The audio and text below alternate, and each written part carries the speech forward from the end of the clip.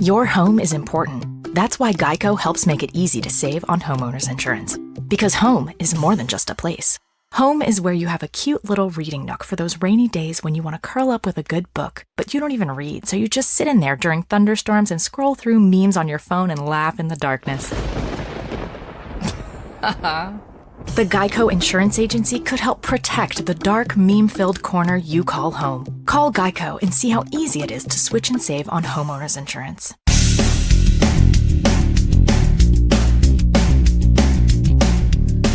This is No BS Job Search Advice Radio, episode 1463. I'm your host, Jeff Altman, the Big Game Hunter, and welcome to another episode of No BS Job Search Advice Radio, just like I told you a minute ago. And today is Sunday. I'm continuing my theme that I've been using this year of some of my interviews that I originally did for Job Search Radio several years ago. And I discontinued that show a little over a month ago.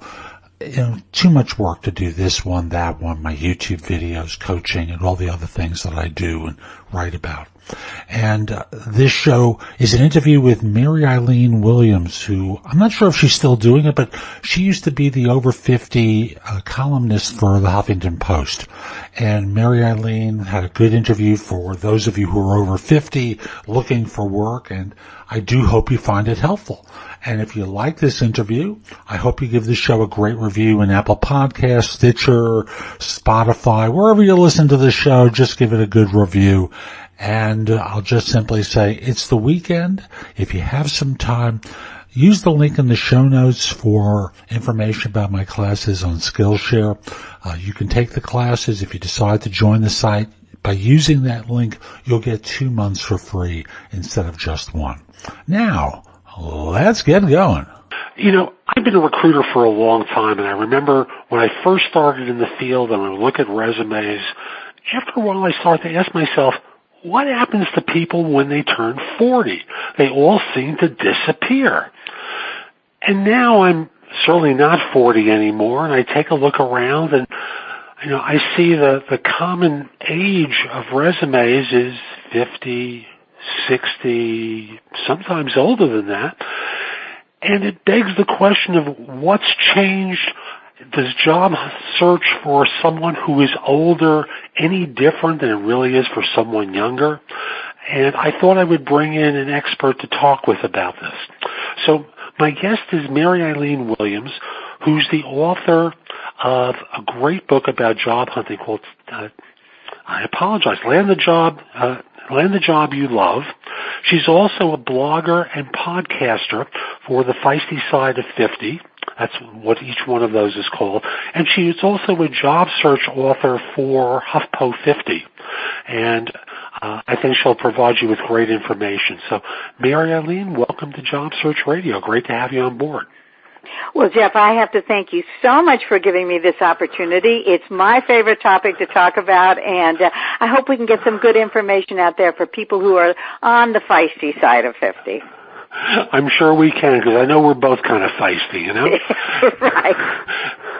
So, Mary Eileen, what's changed? Why did it suddenly become later than 40? Why are people working later, in your opinion? Well, for one thing, I think it all has to do with our very interesting generation, the baby boomers. And if you are close to my age, and we probably both can remember the old adage we used to bandy about that, don't trust anyone over 30. So we were really bad when we were young. But I'm so glad no one can see my face when I heard you say that line. Painful.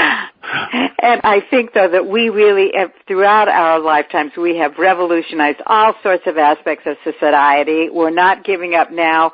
We're not going away anytime soon. And our careers, we want to contribute. We want to grow our own selves as people. And there is a whole shift, a whole different paradigm, so to speak, for job seekers over 40 and over 50. I agree. And what I find is, number one, many previous generations really didn't like work. And I think ours really does. We enjoy contributing. We enjoy helping an organization be successful, in my case, helping people find work. I know for a lot of people, of course, there's a different reason, which is financial need.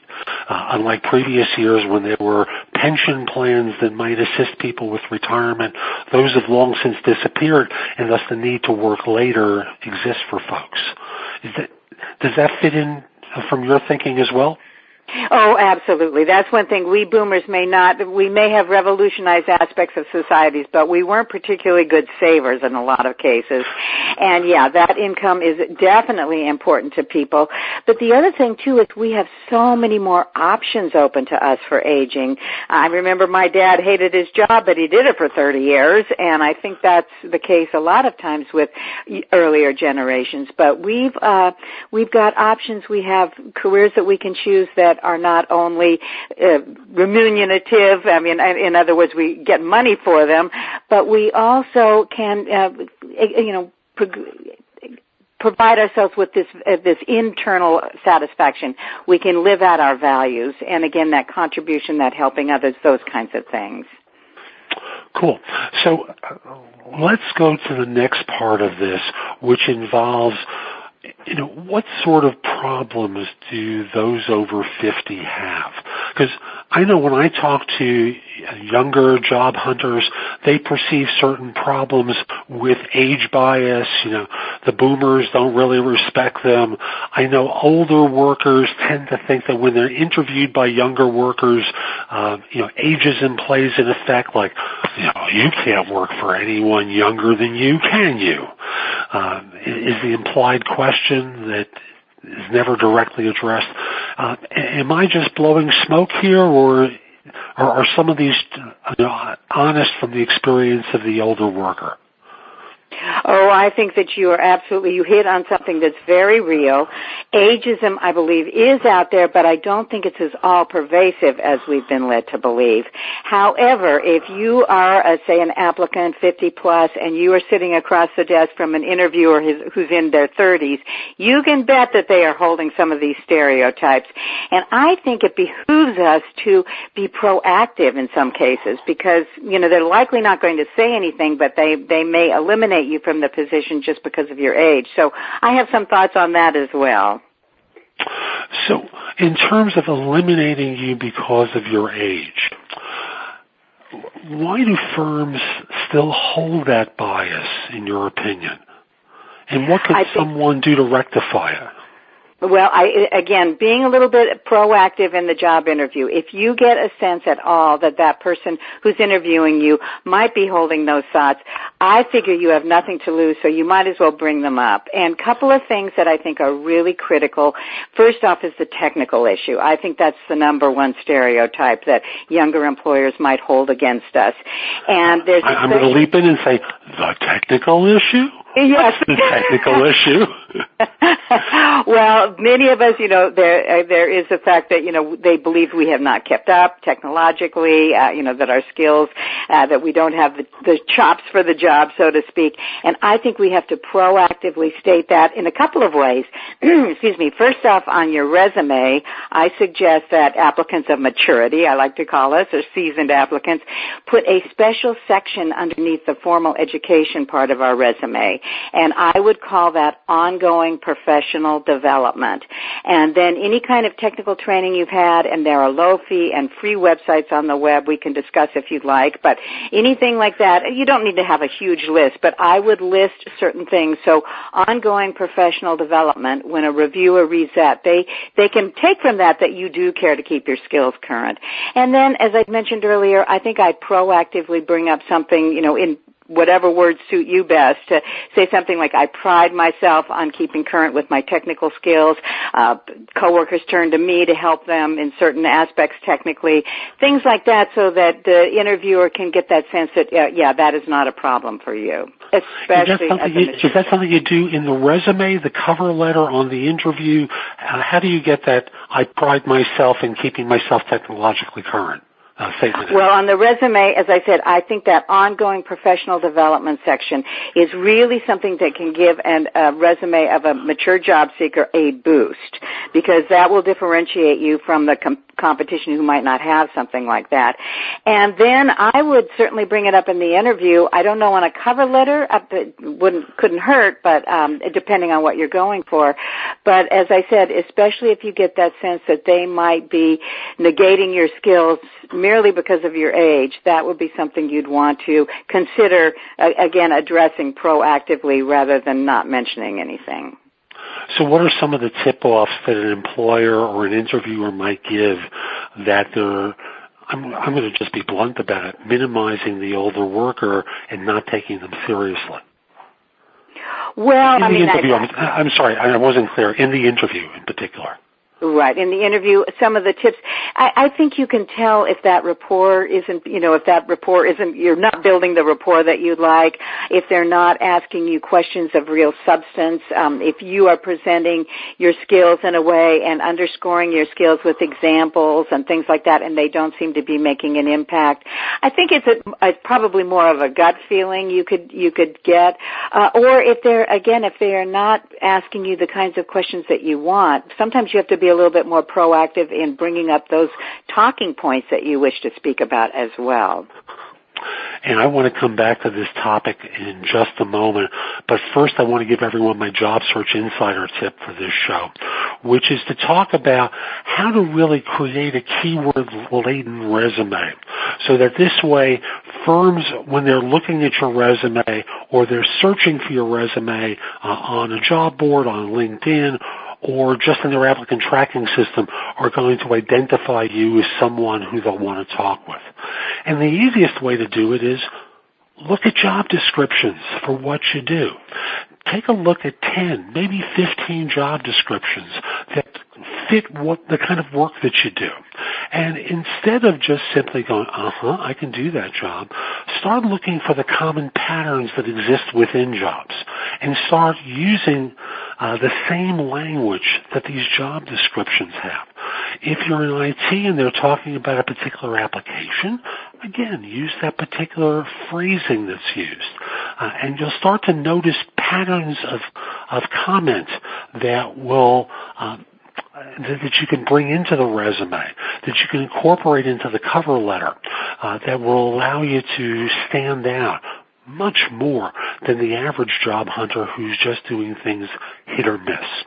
Now, I just want to mention to everyone that I have a lot of great content at my website, so if you found this tip helpful, I want to encourage you, come over to thebiggamehunter.us and go exploring there, because I have video, articles, podcasts that you can listen to from my website that will help you find work more quickly. Plus, you can find out about the coaching and the call-in programs I have that will help you. So let's come back to Mary Eileen and pick up where we left off. And that was talking about how to sense when you're losing the interviewer in the course of the conversation. But now I want to flip things, and that is, and talk about what someone may unintentionally do that turns off the interviewer, and talk about their part in creating that situation. So are there any things in particular you've noticed that people unintentionally do that turn off someone who's interviewing them? Well, of course, there are certain cues that you'd be giving off nonverbal messages that are really important in addition to the words you're saying. But again, you want to keep your body language open. You want to show enthusiasm and interest through your vocal tone. You want to nod appropriately, give good eye contact. Eye contact actually is the number one issue that a lot of interviewers will say that if the eye contact isn't there, they're not interested in further information from that person. There are all sorts of nonverbal cues that you can give off, but I want to underscore what you just said, your tip, because it was wonderful as far as searching out the job postings and making sure that your resume is filled with these hot button skill words or these keywords. And I think the same is true for the interview. You want to make sure that you are go and get that position description if at all possible, and that you are speaking to the skills that they are interested in. Because if you're not, you're going going to turn them off as well. Exactly right. It's like talking two languages. You're talking one language, they're talking another, and you're not really communicating effectively. So it's always good to speak the same language, both in the resume and on the interview.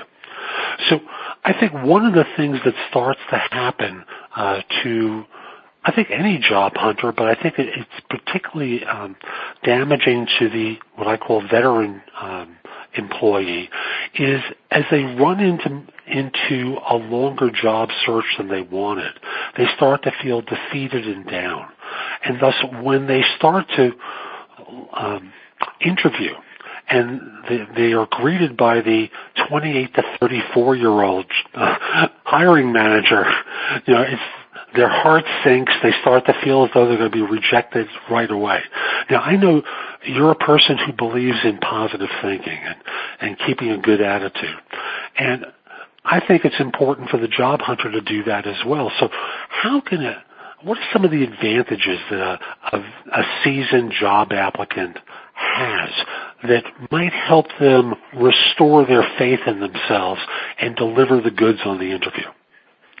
Well, I think first off, again, you bring up a really good point, Jeff, because I think especially as a job seeker, a veteran job seeker, I like your terminology, we need to come from a position of strength. You do not ever want to apologize for our age, and we can add value in a lot of areas. One of them is we've got, a skill set we've gained over a lifetime. We also have market knowledge. Even if you are transitioning to a new career, you generally know who the competitors are, where the customers, what's important to the customers, these various aspects of the job market itself or the company's target market, you might know that a younger applicant might not. The other thing I think that we have to stress are the skills that are really important, that are a benefit of age. One of them being critical thinking skills. We've been there and done that a lot. We have an understanding of how things go and how things run that, again, the years have gifted us with. So we want to stress our critical thinking skills, our communication skills, because we grew up at a time when you actually wrote letters and spelled out words and things like that, and spoke with people face to face many times. We oftentimes have superior communication skills to a younger applicant, and also the ability to handle difficult situations. We're not thrown as easily because, again, we've been there and done that a lot. I could go on and on this point, but I really think that we do want to come from a position of strength for sure. I agree, and I also want to remind everyone you can't do it from the standpoint of, and I'm going to do a caricature here that we've all seen in one movie or TV show or another. Hey, Sonny, when you were busy learning how to tie your shoes, I was doing your job. So, all that happens is you turn off the audience. So, what I know you were talking about is the good reminder for the job hunter, but it can't ooze out in arrogant ways. If anything, I think it's very important that people demonstrate that they can compliment the manager so that 28 to 34-year-old doesn't feel threatened that they're going to have a loose cannon to contend with, which I think is one of the big fears, that they won't be able to take direction. Is that what you find with the people that you coach?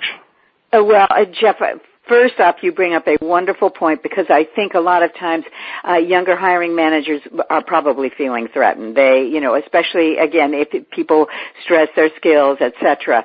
So I think that as an older applicant, you want to follow up all of this. I've got the skills to do the job, but I want to say, for one thing, I enjoy working with people of all ages. This is being proactive on that. I thrive in environments where people are of different ages or, there's diverse environments, and I learn from people of all ages. And my job, I believe, is to support my managers in any way that will help them the best. So you want to ask open-ended questions of how, especially with a younger manager, what do you believe to be the most critical components of the job? How can I support your efforts? Those kinds of things. So you underscore that fact that, yes, you are there to make them look good. Agreed. And I also want to chime in with being careful about language.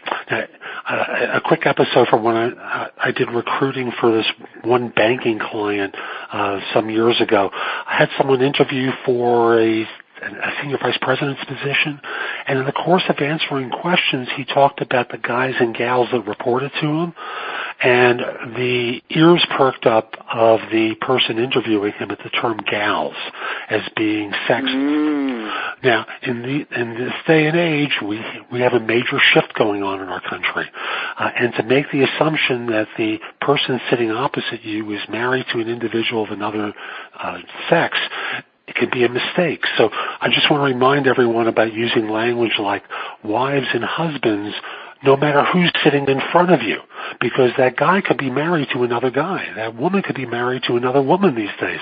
And it's something I think culturally we need to be conscious of, because I've already heard of situations where people lose opportunities because they turned off the interviewer by using the wrong term.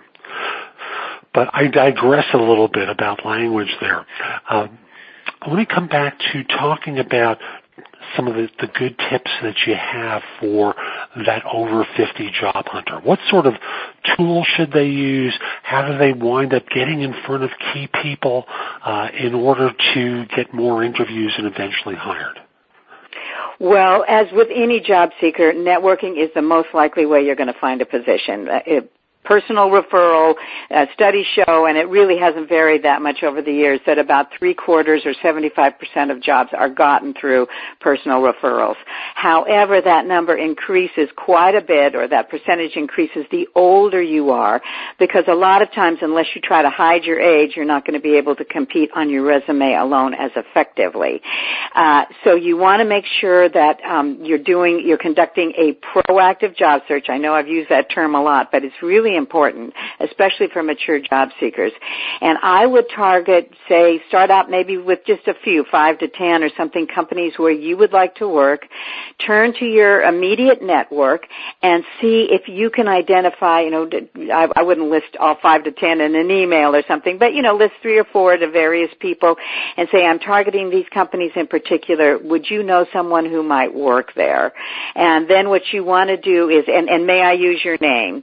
You get that contact information and say, so-and-so, Joe Schmo suggested I contact you, that mutual person, and see if you could arrange for a networking meeting or an informational interview, they're often called.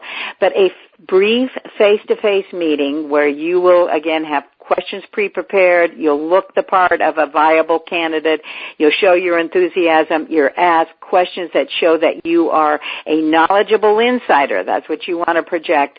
And that way you start to grow your network within these targeted companies. So that, again, conducting a proactive job search, I think, is the very best way, especially for older applicants. You used that phrase, knowledgeable insider. Now, in the course of doing this informational interview, would someone talk about, and I am looking for a job, anything around here I could do? Or do they just keep with the script about learning about the field more, asking insightful questions, asking if they might know someone who works for so-and-so? You tell me. What do you think is best? Well, I think if you are doing an informational interview and you've set it up that way, you definitely do not want to go beyond those bounds of just asking for information. Otherwise, they're going to feel tricked. And you can even approach it doing some research on some companies. I was wondering if you might have, and I would put a time limit in your email, and actually if you phone them later on too, I won't take, if you have 15, 20 minutes, I promise I won't take more time than that because people are all busy. If you might be able to meet with them. And there's a whole little way that you can go about this that we just don't quite have time for at this point. But then I would, as I said, knowledgeable insider, you want to ask questions that show they are not wasting their time with you. You've done your homework, you're aware of what this organization does. These are some, educated types of questions so that, again, they're going to feel good about having met with you. What you also might do if you've built that rapport is when you thank them, and a thank you email, I think is fine. If, again, that rapport feels like it would be appropriate, you can also say, I'm attaching my resume if you wouldn't mind looking it over and giving me some suggestions or whatever, or seeing how that might fit with some of the needs that are going on right now.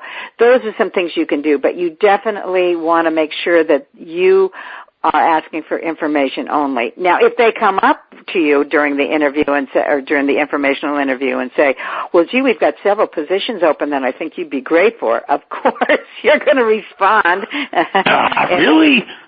Yeah, really? But you don't want to in any way go beyond what the scope of what you've asked for, because, again, you do not want them to feel like they've been misled. I agree. One little detail, folks, that I know I do in the course of my work, when I try to get a few minutes of someone's time, I never use the predictable 5 minutes or 10 minutes. I'll use a phrase like, can I get 7 minutes of your time? And in the course of the conversation, I'll say, I asked for 7 minutes. I have 2 minutes left. So it demonstrates I'm being respectful of their time. And when I'm done, I'll say something along the lines of, thank you for making time. I see I did this with 30 seconds to spare. I appreciate you making time today. And we'll move on from there. So they're aware that I have not overstepped my request. I'll normally get a little friendly chuckle and acknowledgement that they were concerned about the time as well. And I'll finish promptly at the amount of time I requested. We don't have a lot of time left with one another today. I want to make sure that there are a couple of other questions I had that we cover. So invariably, there are the nuanced age questions. No one will say, how old are you anyway? I've heard some people have been asked that question, but yeah, that's rare. Only the companies that are open to the law. Exactly.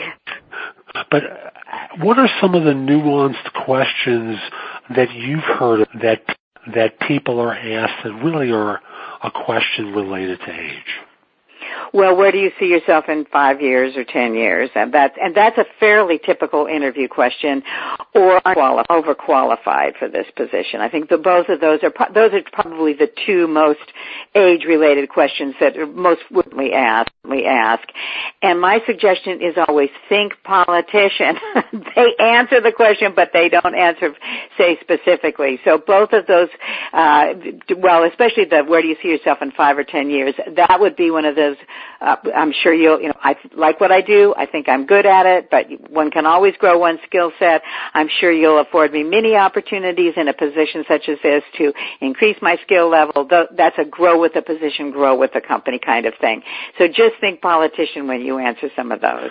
I know the wrong answer is to say retired on a golf course. Yes. That one's not a good answer to that question. But, I think one of the things, and I saw this article, and I'll see if I can locate it again. There was a Harvard Business Review study I just saw in the last week that talked about the advantages of older workers and how firms are really missing the boat.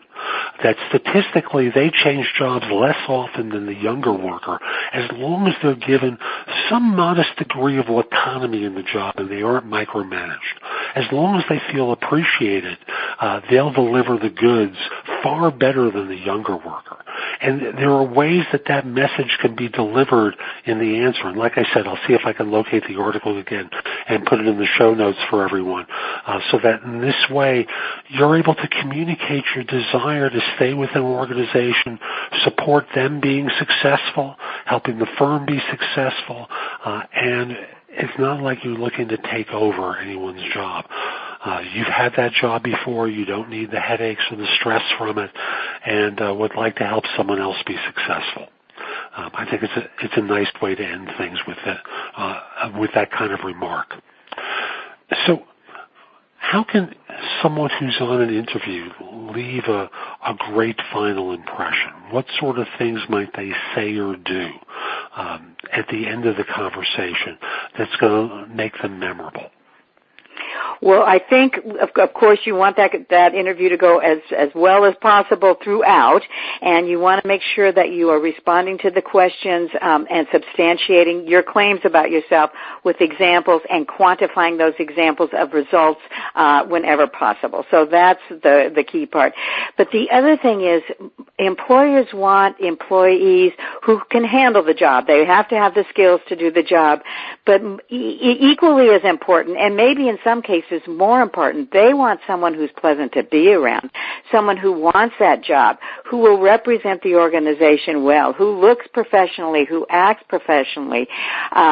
So you want to communicate that enthusiasm, and many people, when we're in a nervous situation, sometimes we'll tend to get a little quiet and, maybe pull that back in. I tend to get even bubblier, unfortunately. But I think a great way to end that is the interviewer will say, well, thank you so much for your time. We'll be talking to another few people, whatever. But you want to say something like, now that we've had this conversation, I am even more interested in the position. Can you tell me where you are in the hiring process, or can you tell me what the next steps might be? Or if you're feeling especially assertive, and again, that rapport warrants it, you might even say something like, I'm even more interested in this position. If I do have another question or two, might I contact you later on?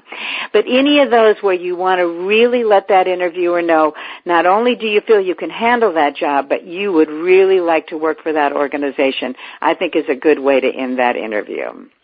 I agree, and I'm going to add one more in there and use the example from a legal case.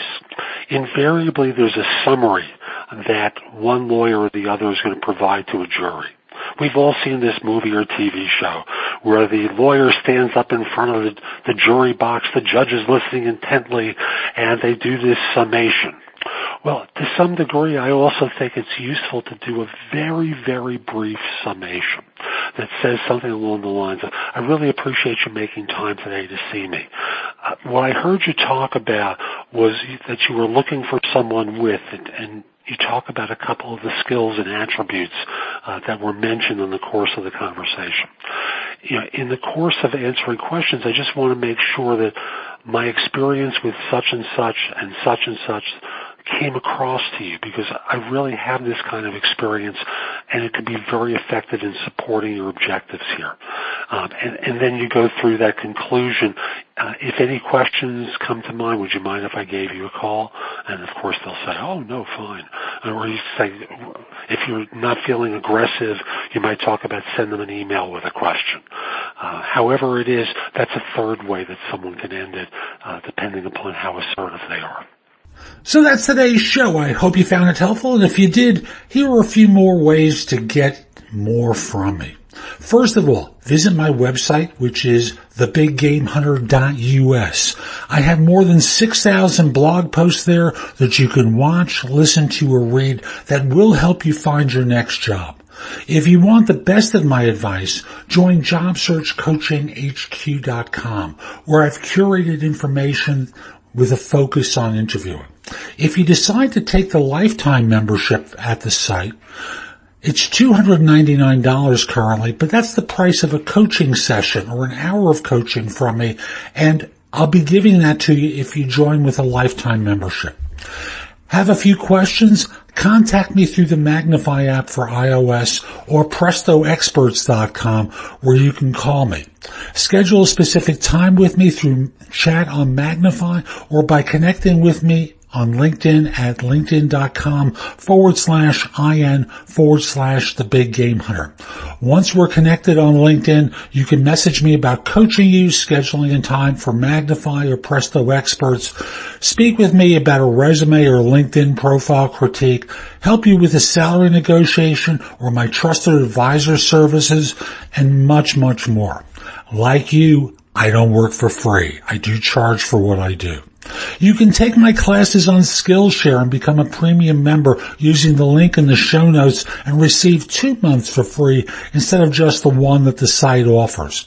Skillshare offers thousands and thousands of courses, not just simply mine, on a host of different subjects that can help you in many different ways.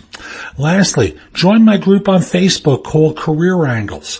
It's free to the first 250 people who join and is focused on helping you do better at work. Information is shared daily, and we're attempting to build a supportive group there. Ask to join. I'm not letting recruiters in at this point. So I'll be back tomorrow with more, and in the meantime, I hope you have a great day. Be great!